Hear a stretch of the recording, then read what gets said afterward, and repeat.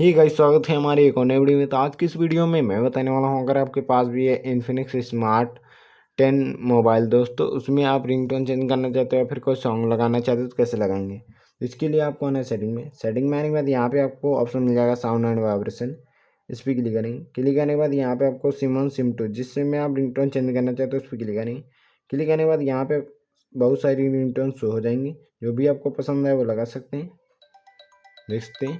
और add ringtone पे click करके अगर आपकी गैलरी में सॉन्ग पड़े हुए हैं तो उनको भी आप सेलेक्ट करके लगा सकते हैं। इस प्रकार अपनी मनपसंद रिंगटोन चेंज कर पाएंगे गाइस।